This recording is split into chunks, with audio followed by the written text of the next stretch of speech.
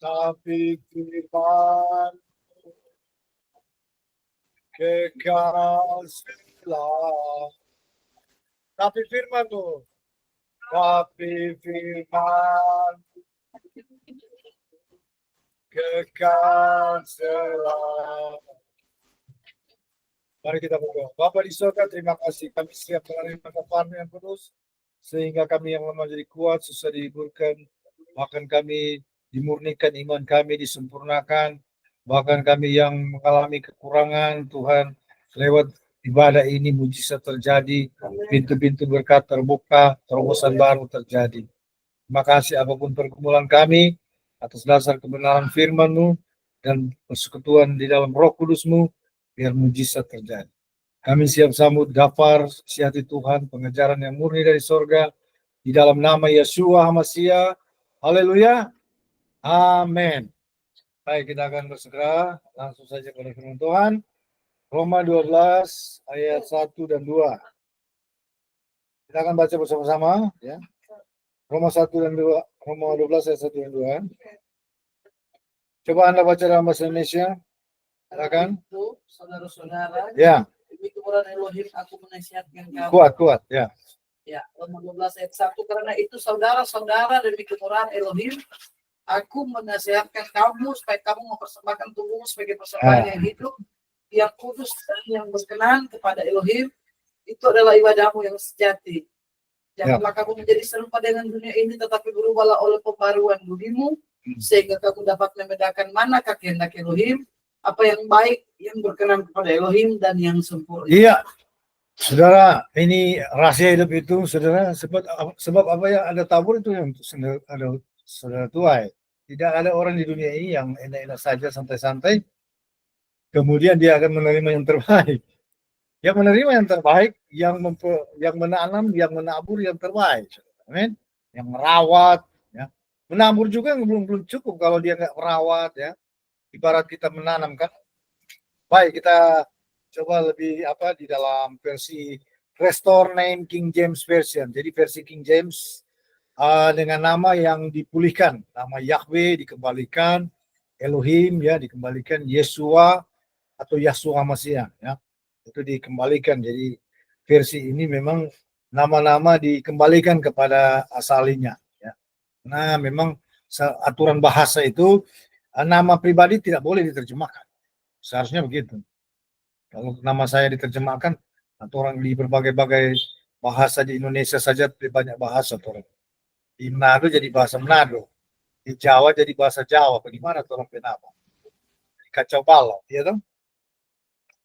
Nah, di sini katakan, I beseech you therefore, aku memintakan kamu saudara-saudara, brethren, by the mercies of Yahweh, dengan demi kemurahan Yahweh, bahwa kamu, that you present your bodies a living sacrifice, bahwa kamu mempersembahkan tubuhmu sebagai persembahan yang hidup, sebagai persembahan holy, yang kudus, acceptable unto Yahweh, berkenan kepada Yahweh. This is your reasonable service. Itulah ibadahmu yang sejati, ya. Pelayananmu yang berkenan, yang baik. And be not conformed to this world, dan jangan menjadi bersesuaian dengan dunia ini, but be you transformed, tetapi biarlah kamu diubahkan, ya, diubahkan by the renewing of your mind, lewat pembaharuan budimu, that you may prove what is that good, agar supaya kamu bisa membedakan mana yang baik, dengar baik, mana yang baik and acceptable, dan mana yang berkenan kepada Tuhan, and perfect, dan mana yang sempurna, will of Yahweh, dan mana yang menjadi kehendak Yahweh. Jadi ada DP klasifikasi saudara, ya. Kita supaya kita mendapat terbaik, kita harus mempersembahkan yang terbaik. Apa yang terbaik dari diri kita?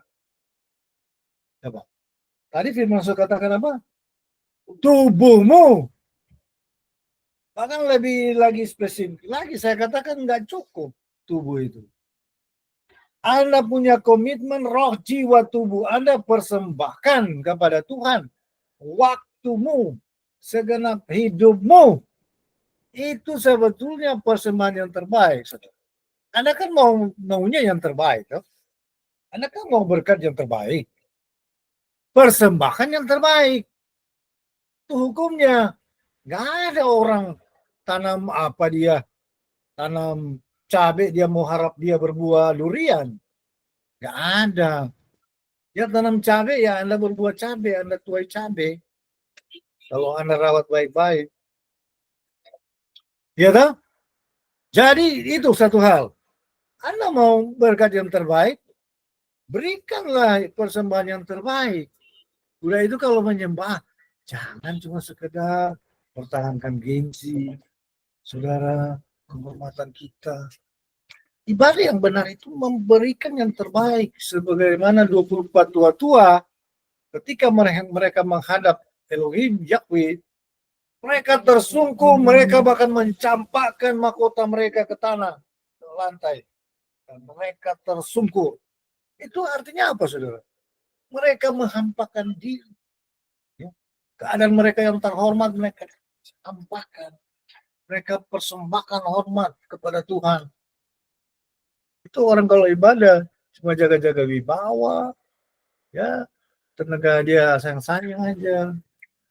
Ya, sudah tahu, itu nantinya Anda juga akan beroleh apa yang Anda tabur. Kalau Anda memberikan tenaga, sungguh-sungguh, kesungguhan hati, saudara, Anda memberikan energi Anda kepada Tuhan. Ya, itu ibaratnya, saudara.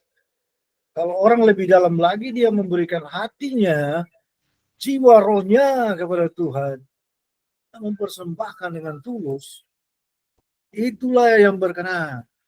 Dan saudara tahu, apa yang engkau persembahkan, engkau akan terima berganda-ganda.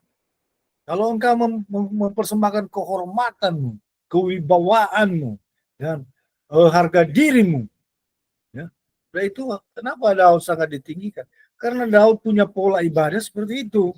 Iya betul-betul all out, dia nggak pusing, dia mau apa, dia berekspresi, dia bersuka cita, ya. Kalau lagi suasana sukacita, dia betul-betul menyembah Tuhan, maka sehingga Tuhan sangat memuliakan dia. Ya. Bagi musuh, Daud itu adalah musuh sangat menakutkan, saudara tahu. Kalau peperangan, kalau Anda baca di dalam kisah Daud ini, dia belum muncul musuh-musuh biar raksasa-raksasa gemetar. Karena reputasi dan wibawanya itu luar biasa. Tapi kesehariannya dia seperti anak-anak yang murni, ya. Tidak, dia tidak nampak mau gaya-gaya berwibawa, tapi dia sangat ditakuti. Ya. Dia punya kehormatan. Kenapa? Rahasianya dia mempersembahkan itu semua kepada Tuhan. Ya. Bahkan kekayaan apa yang dia miliki dia persembahkan kepada Tuhan. Maka Tuhan kembalikan kepadanya kekayaan yang super luar biasa. Menjadi raja itu jangan ditanya soal kekayaan, saudara. Ya. Nah, jadi begitu kasih Tuhan hidup ini, ingat apa yang anak tabur engkau tuai. Kalau engkau mengiringi Tuhan hanya sekedar ya, waktumu dihitung-hitung, tenagamu dihitung-hitung, finansialmu engkau persembahkan juga ya. Jadi saudara, begitu juga Anda akan tabur, Anda akan tuai. Dan saudara kemudian di ayat selanjutnya bahwa berubah, kita jangan bersesuaian dengan dunia ini. Apa yang dipuji dunia ini, bukan itu yang dipuji Tuhan. Ya. Kita mencari apa yang dipuji Tuhan. Ya. Biar seluruh dunia mengecam kita, asal Bapa di surga memuji kita, itu sudah lebih dari cukup, saudara. Ya. Dan saudara tahu, semua orang-orang pilihan, semua diproses seperti melewati peleburan api. Saudara jangan mimpi-mimpi, oh baptisan api mengira api dari surga turun. Tidak ada itu. Tidak ada. Semua ujian dan tantangan dan cobaan itulah api. Anda kalau bisa lihat di alam roh itu api. Anda punya penderitaan, Anda punya beban, itu semua api, saudara tahu. Di alam roh Anda bisa lihat itu api. Jadi kalau emas sudah dimurnikan, itu dia sudah murni. Ya. Tidak ada lagi kesombongan di dalam diri. Tidak ada lagi ketegingan. Sudah matang dia dibakar. Tidak ada lagi mencari kehormatan diri sendiri, kepentingan diri sendiri. Dia menjadi manusia lain, manusia Elohim. Saudara harus percaya transformasi. Sebenarnya ayat-ayat ini berubah, konform, itu bertransformasi. Saudara tahu, pada waktu Tuhan datang, kita diubahkan. Ya, orang yang sudah mati dibangkitkan. Orang masih hidup diubahkan, transform, ya, diubah menjadi tubuh kebangkitan. Saudara tahu, Anda harus percaya transformasi. Ya, transformasi contohnya dari suatu keadaan yang hina, keadaan yang terbatas, keadaan yang jelek, menjadi suatu keadaan yang mulia. Contohnya apa? Ya ulat, saudara. Anda lihat ulat, bahasa Inggris caterpillar, ulat yang jadi kupu-kupu. Itu Anda lihat sangat menjijikan ya. Menjijikan. Nah, dia kemudian diproses jadi apa ya? Kepompong ya. Pompong. Nah, kemudian tiba-tiba dia seperti tidur begitu. Dia diproses. Tiba-tiba dia mulai terbuka kepompongnya. Sudah tumbuh sayapnya. Jadi dari hina dia jadi seperti mulia, bisa terbang bebas. Enak itu saya lihat. Jadi kupu-kupu itu suatu hewan yang enak, dia terbang, saudara, menikmati, menyerap, saudara, bunga-bunga punya sari-sari, ya. Dia makan-makan yang enak lah. Nah, itu perubahan wujud, perubahan status, saudara, perubahan sifat apa bentuk. Nah, kita manusia juga begitu. Kalau Anda imani, Anda bisa berubah loh. Saya melihat bahwa orang-orang yang hampir mencapai atau boleh kata mencapai kesempurnaan seperti Musa. Musa sampai tua, dia mau meninggal 120 tahun. Firman katakan sampai dia tutup mata mati, kekuatannya tidak berkurang, pandangan mata dan telinganya tetap tajam dan dia sama dengan orang muda. Saudara lihat orang muda punya gerak-gerik gertak-gertak seperti itu. Dia seperti itu. Sehat walafiat. Berarti dia sampai tua. Anda bisa bayangkan seorang Musa mungkin rambutnya udah putih ya. Kalau dia sudah 80, 90 ya sudah putih. 100 putih semua. Tapi yang beda sama dia itu dia kekar dan dia sehat-sehat. Gerak-geriknya lincah tetap apa ya? Atletis begitu. Bayangkan seorang Musa. Kenapa dia mencapai itu? Nah, kita juga harus percaya, saudara, bahwa kalau kita mencapai tataran tertentu, tubuh kita akan tunduk kepada sifat kita. Halo? Jadi saudara percaya itu. Percaya, kita punya hak hidup sehat. Itu jangan beriman kalau setua, aduh saya pasti sakit-sakit. Enggak, saya tidak beriman gitu. Saya percaya semakin tua kalau waktunya kita sudah lulus ujian daripada kita hidup sehat, kuat. Itu firman katakan, coba Anda cari nanti di search. Ya. Orang-orang benar sampai masa tua dia gemuk sehat, tetap produktif berbuah. Sampai tua. Dia tidak berkekurangan. Kalau orang banyak di masa tua dia diproses berat, sakit-sakit, itu bayar harga berarti. Berarti dia ada yang dia harus bayar harga bayar itu. Kesalahan-kesalahan di masa muda kayak atau kesalahan-kesalahannya waktu dia sudah bertobat tapi masih salah, ya masih sombong, masih suka dipuji, masih sudah diakui, masuk ya itu termasuk pelanggaran, saudara. Anak Tuhan nggak boleh seperti itu. Anak Tuhan nggak boleh cari panggung. Ya. Anak Tuhan dia murni, layani. Biar dia tidak dihargai, nggak perlu. Ya. Gitu. Kalau orang suka dipuji itu makan puji itu masih kedagingan. Kalau iblis menghadap orang ini, dia ketawa orang gini. Yang dia paling takut tuh iblis, orang yang rendah hati, orang yang murni, yang sudah diproses tuh. Dia takut sekali tuh. Dia nggak takut orang sanggar-sanggar kok. Melihat penampilan hebat luar biasa, enggak. Yang iblis takut itu orang rendah hati, penuh harapan. Oke, kasih Tuhan, dan saya mau pastikan saudara, Dengar ini. Jadi kita harus sekarang kita mau perjamuan, ya. Anda harus ikatkan diri kepada sesuatu, itulah Anda, ya. Kalau Anda bilang Anda ini bodoh, oh saya ini turunan bodoh, saya turunan orang sederhana aja, ya itulah Anda. Eh? Jadi bodoh. Tapi Anda, oh enggak, saya ini anak Bapak Yahweh, memang dulu saya bodoh, saya hina, tapi saya ini sudah menjadi anak Bapak Yahweh. Saya adalah anak Elohim. Ya. Anak Elohim bukan cuma sekadar nama, dia harus punya otoritas dan kuasa, bahkan karunia-karunia kudus dan lain sebagainya. Maka saudara, hari ini kita sebelum kita mau perjamuan kudus, Anda harus punya sesuatu kepastian di mana Anda mengikatkan diri. Ya. Jadi saudara, lewat sakramen itu kita mengikatkan diri dengan Tuhan, saudara. Ya. Kalau Anda katakan, oh saya adalah bagian dari tubuh Kristus. Benar. Tapi tubuh Kristus yang mana? Tubuh Kristus ada berapa fase dia? Ada fase sebelum dia mati. Ya. Itu tubuh Kristus. Tapi ada juga fase di mana dia dibangkitkan dengan tubuh kebangkitan. Itu juga suatu yang berbeda, saudara. Tapi pribadi yang sama. Nah, di mana kita mengikatkan diri, saudara? Kalau saya yang paling bijak, kita mengikatkan diri dengan tubuh kebangkitan Tuhan. Jadi kita harus beriman bahwa lewat kita sudah dibaptis, ya.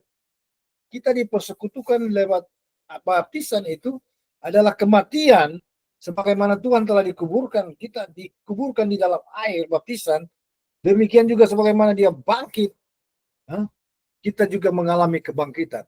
Jadi kita dipersekutukan dengan tubuh Kristus lewat kematian dan kebangkitan, maka kita bersekutu dengan tubuh kebangkitan Tuhan Yesus. Itu harus Anda klaim dengan iman. Sudah itu saya katakan. Kenapa orang mereka mencari-cari kehormatan lewat keturunan, mereka bilang, oh kami turunan darah biru, turunan bangsawan. Karena kebanggaan itu menjadi suatu power di dalam diri mereka. Nah, kita yang nggak perlu itu.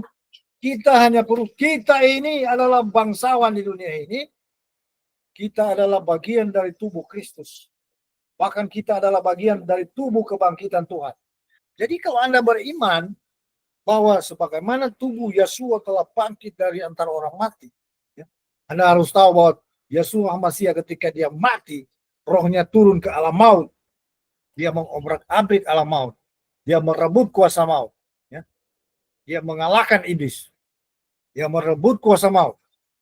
Dan dia bangkit. Anda tahu dia bangkit, saudara. Kalau menurut sains meneliti kain kafan itu, saudara, itu Tuhan di dalam tubuh jasmani itu seperti ada suatu radiasi yang luar biasa. Tiba-tiba dia hilang. Ya. Jadi mereka tidak temukan ada tanda bahwa di kain kafan itu dibuka pelan-pelan.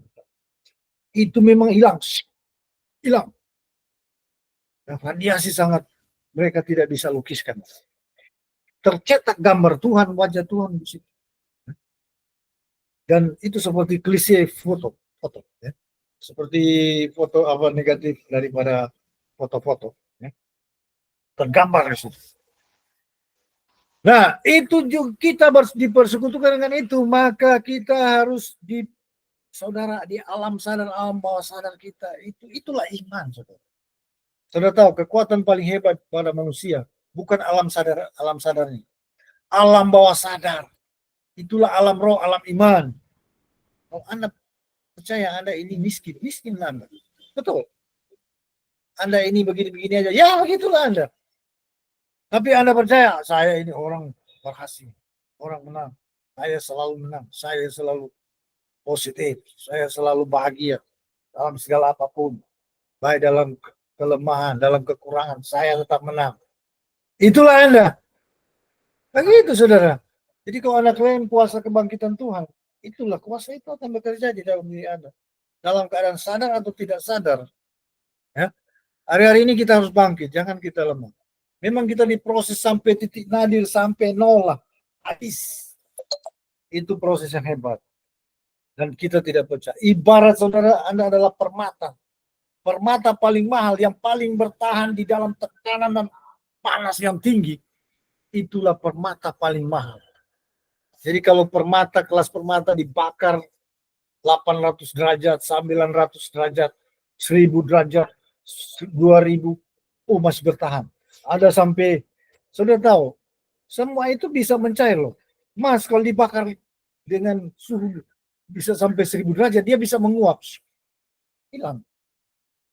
Permatanya lagi, ada yang paling tahan itu, paling bertahan itu paling mahal. Paling mahal.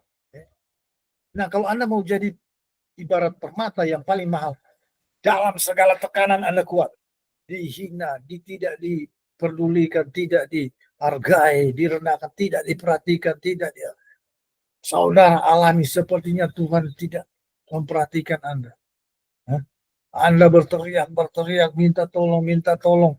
Tuhan seperti tidak dengar. Anda tidak kecewa, Anda tetap percaya, semakin kuat. Itu Anda jenis permata yang mahal. Orang kalau baru mulai kecewa, lemah, itu nggak tahu model apa itu. Mungkin model emas atau perak. Ya. Tapi orang yang mentalnya, saudara, tidak pecah. Dia kuat. Tuhan akan memberikan itu yang terbaik, saudara. Tuhan akan memberikan yang terbesar. Kisah-kisah di dunia juga ada seperti itu. Elon Musk itu, saudara, dia lewati banyak sekali. Dia bikin roket itu yang bisa mendarat secara berdiri itu berpuluh-puluh gagal itu. Mahal setiap eksperimen, setiap uji coba itu mahal. Dia dari muda, saudara. Penuh dengan kisah. Itu perjuangan yang kadang-kadang tidak masuk akal menurut manusia. Tapi ketika dia bisa lalui semua itu, saudara, dia muncul. Itu sudah layak. Dia menikmati dia punya hasil. Memang dia layak. Saudara, kita jangan iri orang-orang. Dia. Ya orang kalau cuma dalam bilang itu ya mujur-mujuran, ya itu tidak bertahan. Tapi orang yang bayar harga memang diproses matang dia seperti masakan itu diproses masak.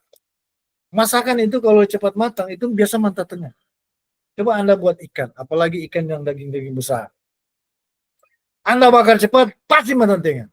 Biar di luar kelihatan hangus. Dia harus masak memang pelan. Memang pelan. Ya, hati diatur. Lama, memang tapi matang bagus. Manusia juga begitu. Yang cepat dalam bilang fast food itu, manusia yang cepat-cepat diproses, nggak tahan, itu biasanya nggak bertahan. Tapi orang yang dia peroleh dengan perjuangan, dia diproses seperti Yusuf. Lihat, Yusuf itu jadi legenda yang mendunia. Karena memang pencobaan yang dihadapi luar biasa. Dikucilkan kakak-kakaknya, dihina, dilecehkan, dibully, bahkan terakhir itu dijual, saudara. Dijual kepada sebagai budak. Budak itu cuma hak bernafas, ya, nggak ada di pihak lain. Dia diperlakukan sebagai budak.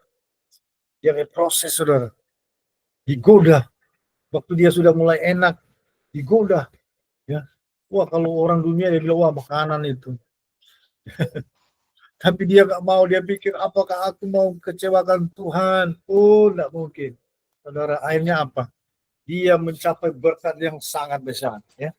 Tuhan hargai. Dia nggak cari berkat, tapi orang benar itu berkat mengejar dia, ya, saudara. Jadi bagi saudara hari-hari ini, lewat persekutuan dengan tubuh dan darah Tuhan Yesus Masiah, ya, kita punya mentalitas seperti itu, ya, mentalitas Tuhan. Ya. Kalau saudara tahu, Tuhan waktu disalib dia masih berkuasa, ya. Kalau dia mau, dia cuma tiup begini, terbakar semua itu orang-orang. Kalau dia mau, karena memang dia mengosongkan diri, tapi dia masih berkuasa. Cuma dia sudah mengosongkan diri dari kuasa. Pertama waktu dia mau di Yohanes 18, waktu mereka pasukan Roma mau menangkap dia, dihantar oleh Yudas. Ketika dia berkata, siapakah kami mencari Yesus dari Nazaret. Akulah dia. Langsung rebah semua itu manusia. pasukan brrr, jatuh ke lantai. Kenapa? Dia nggak bisa ditangkap. Karena sebelum itu orang-orang mau tangkap, nah, dia cuma berjalan di antara mereka. Nggak ada yang bisa menangkap dia. Karena dia berkuasa. Waktu dia merelakan diri ditangkap, memang dia mengosongkan diri. Ketika sesudah itu dia, siapa kamu cari? Baru itu dia mengosongkan diri. Yesua Masih. Oh, akulah dia. Baru mereka bisa tangkap. Saudara tahu, jadi sebenarnya yang menjadi Yesua Masih juga adalah Bapa Yahweh. Bapa Yahweh ini di kitab Adam, saudara. Kitab Adam ini adalah kitab tulisan Henokh. Ya. Banyak ada kontroversi, tapi saya percaya itu tulisan Henokh karena gaya tulisannya memang Henokh. Ya. Turunan ke-6 dari Adam. Adam mungkin seratusan tahun dia sudah ketemu dengan Henokh. Ya. Cucu buyutnya itu. Ya. Mereka berbicara. Dan Adam kan hampir mencapai 1000 tahun. Mereka yang berbicara langsung sama dia. Jadinya kisah Adam itu, Adam waktu dia menyesal karena mereka telah keluar, mereka bertobat sungguh-sungguh. Mereka mencari-cari jalan untuk masuk kembali ke Taman Eden, tapi tidak ada jalan. Ya. Tidak bisa. Karena dijaga, pintu gerbangnya dijaga oleh malaikat. Nah mereka di sisi barat, waktu mereka itu di tebing yang tinggi, gunung, tebing yang tinggi, batu-batu, itu Adam terjatuh. Karena sudah capek, lelah, sudah putus asa. Dia pikir dia sudah tidak mau hidup lah. Kalau Tuhan tidak kembalikan ke Taman Eden, dia jatuh hancur, saudara. Hancur, mati. Demikian juga Hawa. Hawa lihat, wah suaminya sudah jatuh, maka dia bilang, buat apa lagi aku hidup? Dia juga sudah sangat lemah dan jatuh. Dua-dua mati. Tapi Bapa Yahweh, seperti orang tua yang baik, dia datang dan membangkitkan mereka kembali, menghidupkan mereka. Saudara tahu apa yang terjadi? Ketika mereka menyadari mereka telah dibangkitkan, mereka lihat darah-darah mereka berceceran di batu-batu. Mereka membuat altar dari batu, dan kemudian mereka mengumpulkan darah mereka sendiri, mereka taruh di atas daun, dan mereka taruh di atas batu, dan mereka menyembah Tuhan dan mengucap syukur. Terima kasih Tuhan, kami persembahkan darah kami ini. Kami mengucap syukur Tuhan menghidupkan kami kembali. Bapa di sorga yang melihat ini, dia apinya dari sorga itu, dari takhta, turun, membakar, menerima itu persembahan. Langsung habis. Tang! Rupa Elia mempersembahkan korban. Langsung habis. Kemudian Bapa di sorga berbicara, Adam, karena engkau telah mempersembahkan darahmu, maka aku juga akan mempersembahkan darahku. Aku akan mencurahkan darahku pada waktu aku menjadi daging dari keturunanmu. Luar biasa. Ternyata yang menjadi Yesua Masih adalah Bapa Yahweh. Saudara, aku akan mempersembahkan darahku di altar yang akan kusediakan. Jadi saudara, Bukit Golgota itu, Bukit Kalvari, itu adalah altar yang Tuhan siapkan. Saudara tahu di bawah penyalipan itu 10 meter ke bawahnya ada gua di mana tabut perjanjian yang asli disimpan. Tabut itu tidak bisa dipegang orang. Orang baru mendekat bisa mati kalau orang tidak kudus. Ya.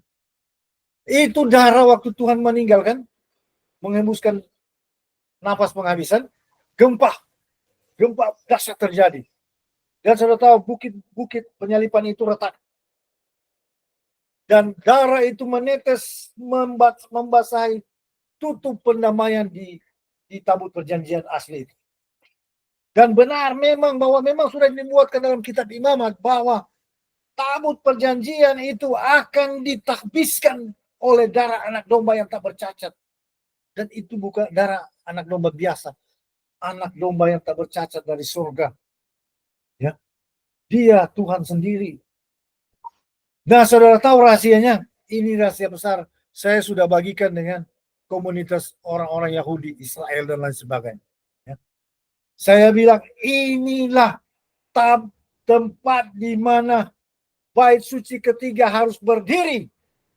Saudara tahu, bait suci yang pertama dan kedua itu adalah simbolis. Bukan itu bait Tuhan yang akan, di mana Tuhan Yesua Mesias akan datang akan memerintah waktu 1000 tahun damai.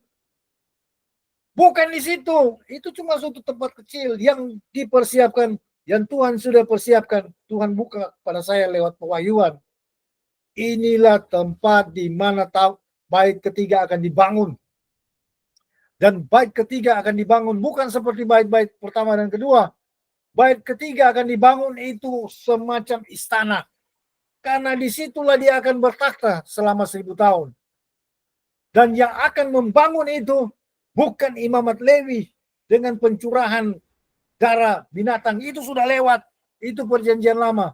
Imamat perjanjian lama itu sudah berlalu. Dan Tuhan sudah nyatakan bahwa akan ada perjanjian baru. Pada Yeremia 31 ayat 31 sampai 33. Bahwa perjanjian yang baru Tuhan akan adakan, yaitu Torah yang hidup Tuhan akan taruhkan ke dalam hati manusia. Jadi kita ini umat perjanjian baru yang ditabiskan, yang dimulai waktu pencurahan darah Yesua Masih. Tuhan katakan, inilah darah perjanjian yang baru. Dan kegenapan dari perjanjian baru bukan lagi Torah yang tertulis yang di dalam diri kita, tetapi Torah yang hidup, yaitu Roh Kudus, yaitu Roh kebenaran. Ya, saudara, ini bukan perkara biasa-biasa. Ini luar biasa. Ya, ini luar biasa. Ya, dan saya tahu, yang akan bangun istana di mana Tuhan akan bertakhta selama 1000 tahun. Bukan imamat Lewi yang akan laksanakan. Imamat perjanjian baru, yaitu imamat rajani. Royal priesthood. Para rasul akan muncul. Saudara. Saat ini sudah ada rasul-rasul itu. Mereka lah yang akan menerima pewahyuan tentang benda, materi apa, bahan apa yang akan dibangun untuk tempat di mana Tuhan akan bertata. Ya. Dan yang akan menjadi batu penjuri, sudah tahu, itu tabut perjanjian itu sendiri. Saudara tahu, di bawah tempat penyalipan itu sekarang, itu tempat itu ditutup oleh pemerintah Israel. Karena tidak ada yang bisa menyentuh itu. Siapa yang menyentuh tabut perjanjian, mati. Saudara. Itu dikawali oleh banyak malaikat. Anak kami pernah diperlihatkan, ada 70 malaikat terjaga. Orang jadi seperti di perjanjian lama, Usa, dia mau tahan itu tabut karena sepertinya sudah miring, langsung mati. Orang-orang yang memang khusus yang bisa menjaga. Nah, itulah yang akan menjadi batu penjuru untuk pembangunan bait suci ketiga. Dan itu saya sudah sampaikan pada komunitas Yahudi. Saya share. Ini pewahyuan. Mereka tidak bisa bangun sekarang di bait suci, bekas bait suci kedua itu. Tidak bisa di tempat itu. Perang dunia. Nah, saudara tahu, bait ketiga itu akan dibangun, itu akan membawa damai. Kalau bait sekarang lu memaksakan di situ, perang dunia. Ya, tidak bisa. Dan Tuhan, bait suci yang sebenarnya tidak boleh dibangun pada waktu perang. Ya. Bait suci pertama saja dibangun waktu Salomo. Waktu Daud tidak boleh. Daud berlumuran darah di petaka. Dia adalah sudah banyak orang yang dia bunuh. Nah, kalau yang memenuhi syarat itu Salomo. Nah, kalau zaman ini, ya ada pasti Tuhan akan muncul. Nah, jadi saudara, ini saya sudah bukakan, ini rahasia dan dunia tidak akan pegang lagi. Dan bait suci tidak akan dibangun di situ. Itu tidak akan. Kalau mereka paksakan bait suci dibangun di tempat itu, yang akan bertata di situ antikris. Jadi kalau mereka paksakan, itu bencana di dunia ini. Tapi saya katakan, saudara, banyak di kitab Wahyu tidak digenapi. Ya. Karena kitab Wahyu itu artinya revelation, wahyu. Teman orang dapat penglihatan. Itu akan terjadi. Tapi kalau yang buruk, kalau bencana, orang bisa tolak. Orang bisa gumuli, Tuhan. Ini daripada bencana ini, bangsa-bangsa banyak jiwa. Saudara tahu kalau antikris berkuasa, ini baru bocor, wave saja. Wave, saya sudah tahu, udah agak lama sih. Ternyata 90% mereka akan DP nama eutanasi. Dibunuh secara senyap, saudara. Tanpa mereka sadari, lewat makanan, lewat vaksin, lewat apa-apa, mati. Tiba-tiba mati. 90% yang akan tersisa ternyata 10%.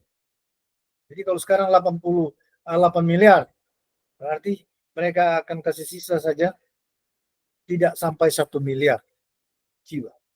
Berarti yang lain itu habis. Eh? Itu baru menuju antikris itu. Kalau antikris berkuasa, lebih gawat, saudara. Anda pun ya boleh kata hidupnya sama dengan pokoknya dicari, ditangkap, semua disiksa. Ya. Jadi jangan kalau Anda itu begitu, bagusnya berkumpul. Seperti kita kan, ada penglihatan, wah mau bencana di sini. Wah mau ada banjir, mau ada gempa, tsunami. Ya kita berkumpul, Tuhan berpuasa. Tuhan lalukan ini, ubahkan dengan pertobatan jiwa-jiwa di Manado ini, di Sulawesi Utara. Ya Tuhan dengar. Saudara tahu, Tuhan punya satu kelemahan, saya mau katakan. Ya. Jadi saudara boleh pakai. Tuhan punya kelemahan kalau Anda minta jiwa. Asal Anda sungguh-sungguh berdoa. Betul. Tuhan, selamatkan bangsa-bangsa. Selamatkan. Anda minta. Kan itu di doa Bapa kami, saudara. Bapa kami di surga, dikuduskan namamu. Banyak orang bilang, dikuduskan namamu. Mereka saja tolak nama kudus. Mereka nggak mau masyurkan nama itu. Ini bahaya ini pimpinan-pimpinan gereja. Memang pengikutnya kalau nanti di penghakiman, ya memang kena salah juga.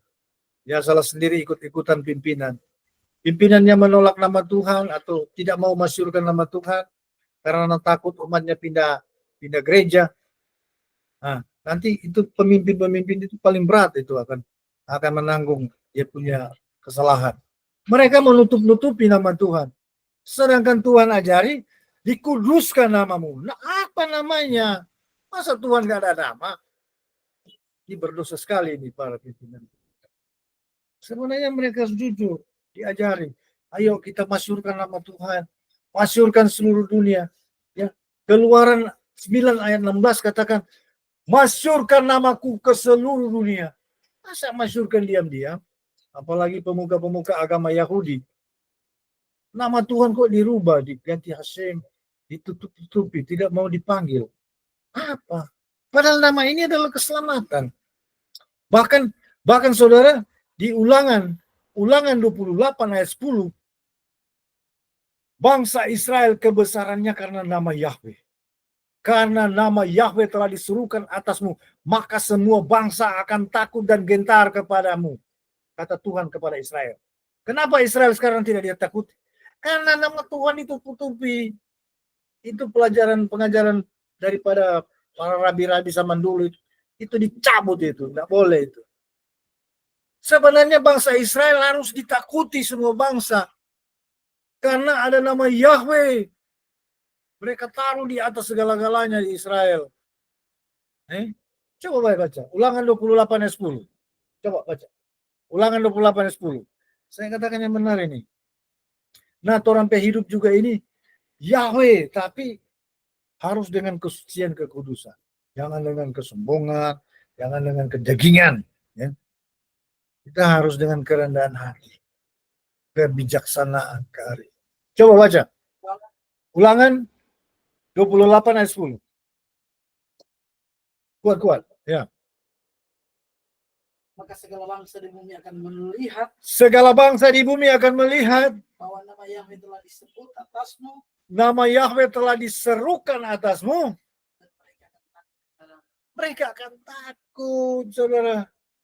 Udahlah sekarang orang-orang Yahudi, kalau orang Israel kebanyakan sudah tahu. Orang Yahudi juga kebanyakan sudah percaya Yesus. Nah, sekarang biar kita memakai nama Tuhan itu, kita permuliakan, tinggikan di rumah-rumah kita, tulis di tempat-tempat yang mulia, taruh nama Yahweh. Itu bagus sekali. Kita juga mesti muliakan nama, jangan sembarang juga tersebut. Karena firman juga berkata, jangan menyebut dengan sembarangan. Cuma di saat yang perlu kita memanggil nama Tuhan. Memang hindarilah. Ada betul juga para rabi Yahudi bahwa nama itu dihindari. Jangan sering disebut. Betul juga dalam itu. Tapi bukan berarti disembunyikan, tidak disebutkan sama sekali. Yang Tuhan larang adalah jika penyebutan-penyebutan itu dengan sembarangan. Amin. Saudara, jadi hari ini kita akan berubah, ya. Percaya saudara. Jadi seperti kupu-kupu, ya kalau saya manusia seperti ini, kalau berarti saya ditransformasi dengan menjadi serupa dengan tubuh kebangkitan Tuhan, kira-kira wujud saya jadi seperti malaikat lah, ya toh, yang mulia, yang suci, yang kudus, yang sakral itu, manusia-manusia sakral, seperti Elia, Musa, ya. Mereka orang-orang yang telah mencapai kesempurnaan iman, kesucian, kekudusan. Ya.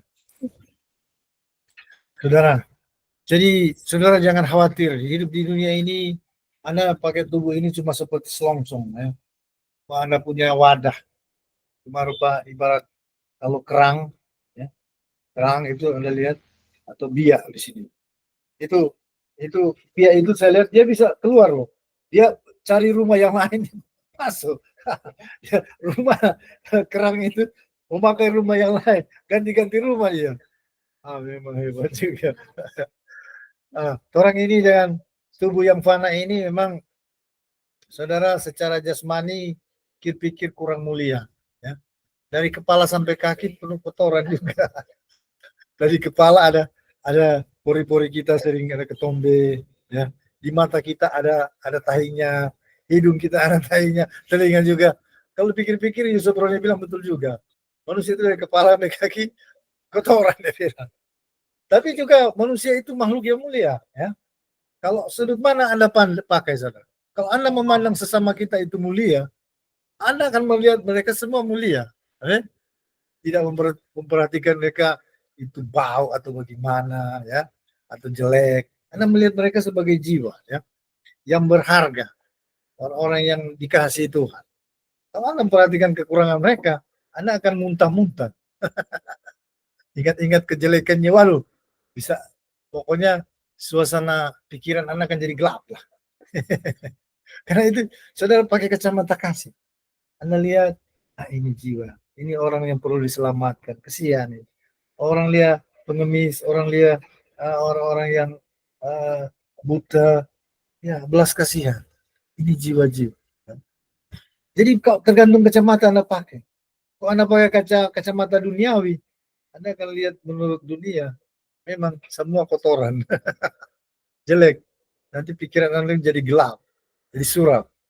Tapi kalau kita lihat ini dunia, menurut kacamata kasih Tuhan, ya, kita lihat, aduh, kesian. Ini jiwa-jiwa perlu selamatkan ini, kesian. Aduh, ya. Begitu, saudara. Tidak terpengaruh dengan penampilan, ya. Orang kaya, orang miskin, Anda melihat dia sama, jiwa. Saudara, dengan demikian kita tidak akan tersesat, ya. Tidak tersesat. Nah, gitu kasih Tuhan, kembali kita akan melaksanakan perjamuan. Ingat, kita bersatu dengan tubuh dan darah Tuhan Yesus. Kita bersatu dengan eksistensi kebangkitan, ya. Kalau orang berpikiran itu dengan tubuh kebangkitan Tuhan, penuh cahaya, penuh terang, ya. Saudara bisa betul-betul fokus pada tubuh kebangkitan itu, menyamakan diri, ya. Taruh di alam sadar, alam bawah sadar, hidup saya ini sesuai kebangkitan Tuhan, sesuai eksistensi kebangkitan Tuhan. Taruh di alam sadar, alam bawah, isi terus setiap hari. Itu lama-lama jadi kenyataan, ya. Karena di alam bawah sadar itu adalah paling kuat, paling berkuasa di dalam diri kita. Saudara, kalau Anda yakin Anda orang beruntung, Anda akan beruntung. Dan itu pikiran itu apa yang Anda masuk, hati-hati saudara dengan tayangan. Karena tayangan itu bukan sama dengan makan, saudara. Anda lihat internet, hati-hati saudara. Cari yang hanya yang dari Tuhan. Karena ibarat Anda makan, Anda pergi di pasar, jajan ini, jajan itu, jajan ini, jajan itu. Anda makan semua, ya. Anda nikmati semua. Nggak lama Anda KO. Kenapa? Makanan jajanan di pasar banyak yang kotor. Anda tidak tahu lalat sudah berak, ya. Atau di malam sudah kecoak jalan di situ, ya. Anda hantam semua, ya. Bahaya. Itu mencelakakan diri. Begitu juga tayangan, saudara. Jangan semua masuk, semua melihat. Anda cuma melihat apa yang sesuai tujuan hidup Anda. Ya. Kalau Anda ini seorang mahasiswa, Anda cari segala sesuatu berkaitan dengan ilmu lah yang saya timba. Ya. Itu yang sekitar-sekitar itulah. Bolehlah kadang-kadang main game, refreshing. Jangan game-game terus lagi. Cuma refreshing. Nah, tapi itulah ibarat makan konsumsi, saudara. Apa yang masuk dalam diri kita, itulah yang akan menjadi diri kita. Anda kalau masuk kebencian-kebencian, ya itulah yang masuk. Anda menjadi roh pembenci. Begitu, saudara. Coba lihat. Dulu Anda suka tayangan apa? Orang, kalau saya dulu pengalaman, saya suka ya film-film kepahlawanan begitu. Ya. Kepahlawanan. Wah, suka yang bagus-bagus. Oh, apalagi pendekar-pendekar. Akhirnya pikiran saya, karakter saya terbawa di situ. Terbawa di situ, saudara. Itulah manusia. Jadi jangan sembarang nonton tayangan-tayangan ya. Kalau Anda sembarang tayangan, berita-berita, pikiran penuh kacau. Padahal pikiran ini dipenuhi aja dengan hal-hal yang berguna. Sebab informasi yang masuk, itulah yang membentuk diri Anda. Seperti makanan. Oke? Susting aja. Ya. Oke. Jadi ini jadi berkat, saudara. Ya. Perjamuan. Anda